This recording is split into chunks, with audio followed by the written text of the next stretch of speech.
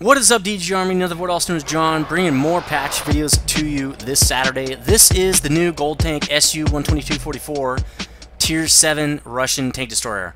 This is on Runeberg standard battle on the test server, obviously, since we only have 7 guys on each side. This tank is pretty fun, actually, for a gold tank. I'm not exactly sure how much this thing costs because I don't have it up on the screen, but I'm sure you guys will help me out in the comments. Tell me how much this thing costs. I think it's like a 7,500 gold tank, but I'm not positive on that. I think it was pretty okay priced. It didn't have that bad of a price. The kind of cool things about this tank to know is it's pretty speedy. The armor seems to be actually pretty good for a tier 7 TD. Usually the armor's pretty bad. Now the numbers are pretty bad on armor. Only 90 on the front hull, but it's at such a huge angle, and I don't hit this guy, so they're really not losing anything. But it's at such an angle, and look at that angle. It makes for really good, effective armor. The armor has bounced a few shots for me, and you'll see it here pretty quick. But the main thing is it's speedy. The gun is the 175 pin, 370 damage gun. That's really awesome, the 122. So it's really nice. The only bad thing about this tank, I think, is those shells are 1,000 credits each. Not too thrilled about that, since, again, most of the reason you're buying a gold tank is to make credits with it. Also, you can grind up some Russian tank crews, TD tank crews with this. That's another reason to buy it, but mainly people buy these either just to have a cool tank or to grind credits with.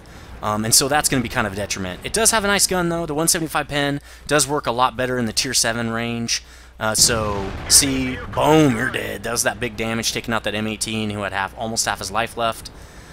You can't really go toe-to-toe like I'm doing here, but I really had to because we had our one of our top heavies was kind of hanging back over there on the side, really not engaging these other heavies.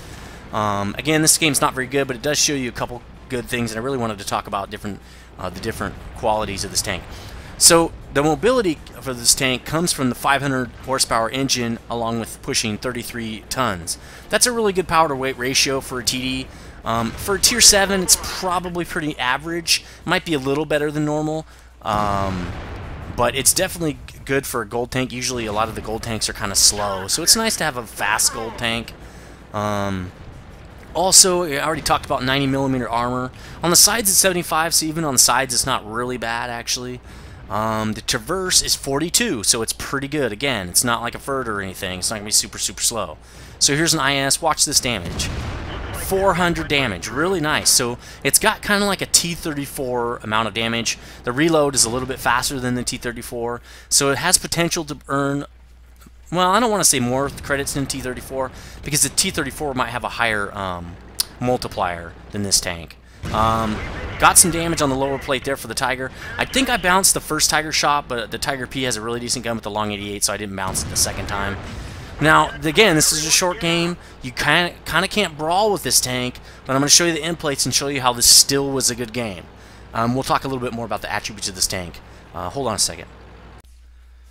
So here's the first end plate to that game. Again, I didn't have a very good game. It was a good game, but it's not a really good game. I mean, I only had like, what, 850 point game, not very great.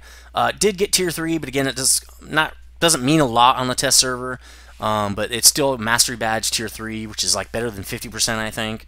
This is I think this is one of the only games I played in this tank. I'm not positive on that. I didn't have much time to get all the tanks in. So, 1 kill. Damage 3 guys. Again, this is only 7 out of 7. Not as good. I didn't have as good a game as a Conqueror. If you saw that one, if you didn't see it, you need to go watch it. It's very awesome. So let's look at the second plate now. That's a little bit more telling. Sorted on XP, I'm only about midway through, and that's kind of how it is when you don't have a full team. When you're a TD and you have to push up in people's faces, and I'm a TD that doesn't have a lot of armor, like maybe the FERD or even the Yag Tiger could maybe push a little bit. But still not horrible XP. Just not the greatest game in the world.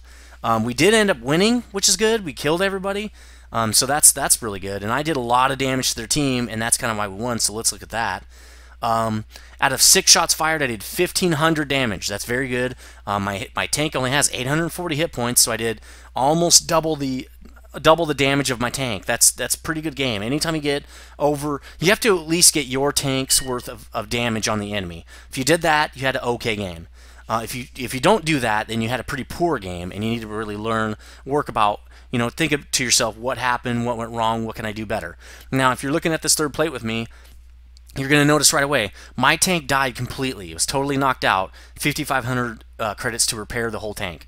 I only shot 6 shots. In a normal game of 15 guys, you're going to shoot way more than 6 shots. 6,000 credits. It was more credits to fire the ammo than it was to repair the vehicle.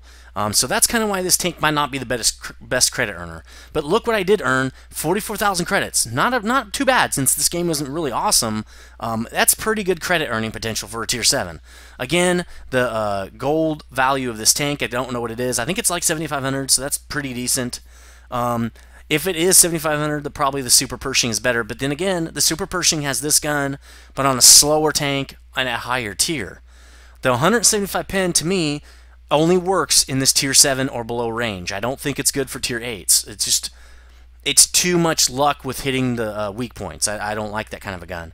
But it's up to you. If you like it, you don't really care, great. But the 175 pen gun does work really, the 122 does work really well in the tier 7 range with this tank. I just still think the credits are a little bit pricey. The Yag Tiger 8.8 has a fourth of the credit cost on its shells and almost does the same amount of damage per shot and reloads a lot faster. So if you're looking for TD, a TD gold tank, I might go with that. It is 10,000 gold, I think. And so that's like, you know, it's going to be 25% more costly, but I think it's going to earn a lot more credits. But it has a much higher credit earning potential. So anyway, this is the new SU-122-44 gold tank coming out in 8.1. Let me know what you think about this tank. If you have it, great. Send me some replays. I'll probably show them and then subscriber replays. And let me know what you think. Later, dudes.